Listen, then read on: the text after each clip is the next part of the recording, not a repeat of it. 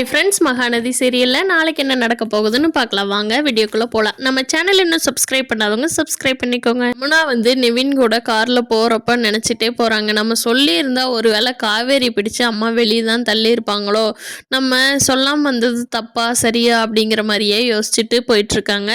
கொஞ்சம் தூரம் போன உடனே நிவினும் எதுவும் பேசாமல் தான் வர்றாரு. நிவின் கிட்ட கேட்குறாங்க, எங்கே போயிட்டு வர்றீங்க அப்படின்னு.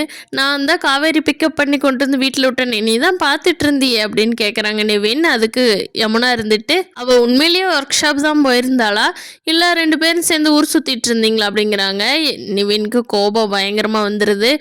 திருமணம் வந்துடுது. அங்கே இறக்கி விட்டுட்டு போ, ஆட்டோ பிடிச்சிட்டு வீட்டுக்கு போ, எனக்கு ஒரு அர்ஜென்ட் வேலையாக இருக்குதுன்னு நான் போயிட்டு வர பேசிக்கலாம் அப்படிங்கிறாரு. என்ன அவளை கூட்டிகிட்டு போகிறதுக்கு மட்டும் எல்லா இடத்துக்கும் போயிட்டு வர்றதுக்கு லேட் ஆகலை, என்ன வீட்டில் கொண்டு 5 நிமிஷத்தில் ட்ராப் பண்ணுறதுக்கு தான் லேட் ஆகுதா அப்படிங்கிறாங்க. நீ விட்டுட்டு, ஆமாம் நான் சீக்கிரம் வந்துடுறேன், நீ இறங்கி போ அப்படின்னு சொல்லிட்டு இறக்கி விட்டுட்டு போயிடுறாரு. மீன் உண்மை சொல்லிட்டா யமுனாவும் புரிஞ்சுக்குவாங்க. ஆனால் நிவின் இன்னும் உண்மையை சொல்லாமல் யமுனாவோட சந்தேகத்தை அதிகப்படுத்திகிட்டே இருக்காரு. இங்கே காவேரியோட வீட்டில் காவேரியோட பாட்டி காவேரியோட வயிற்று டக்குன்னு தொட்டு பார்க்குறாங்க. அது காவேரி, பாட்டி என்ன பண்ணுறீங்க அப்படிங்கிறாங்க. அதுக்கு பாட்டி இருந்துட்டு, சாரதா இங்கே பாருடி, கங்கா வைத்தியம் காவேரி வைத்தியம் பாரு, எனக்கு என்னமோ கங்கா வயிறு மாசமாக இருக்கிற வயிறு மாதிரியே தெரியல, காவேரி தான் மாசமாக இருக்கிற மாதிரி தெரியுது, பாரு சாரதா அப்படிங்கிறாங்க. அதுக்கு சாரதா இருந்துக்கிட்டு, என்னங்க அத்தை, காவேரி இருக்கப்ப அவகிட்ட இப்படி சொல்கிறீங்களே, அவள் என்ன நினைக்க மாட்டா அப்படிங்கிறாங்க. ஓடி இவ்வளோ இந்நேரம் விஜய் கூட சேர்ந்துருந்தா வயிற்று தள்ளிட்டு தான் நின்றுட்டு இருந்திருப்பான், இப்போ என்னடான்னா சாப்பிட்டு தொப்ப வந்துருச்சு இவளுக்கு அப்படிங்கிறாங்க. அதுக்கு சாரதா, கண்ணு வைக்காதீங்க என் பொண்ணை அப்படிங்கிறாங்க. காவேரி, ஐயோ என்ன வேணாலும் பாட்டி கண்டுபிடிச்சிட்டாங்க பாரு அப்படின்னு நினச்சிட்டு இருக்காங்க. அங்கே இருந்துட்டு, பாட்டி நீ கமெண்ட் இருக்க மாட்டியா, போ பாட்டி வீட்டுக்குள்ளே, காவேரி நீ வேலைக்கு கிளம்பி போடி அப்படின்ட்டு வீட்டுக்குள்ளே கங்கா பேசுகிறாங்க.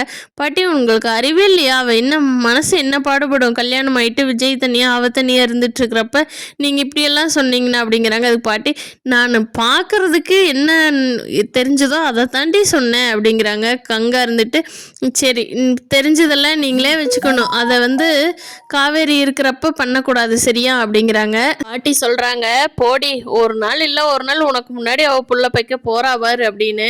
கங்கா இருந்துட்டு, இப்போ சரி பாட்டி, அவளுக்கு பிறந்தா நான் தான் ரொம்ப சந்தோஷப்படுவேன் சரியா, போய் உன் வேலையை பாரு அப்படின்னு சொல்லிடுறான்.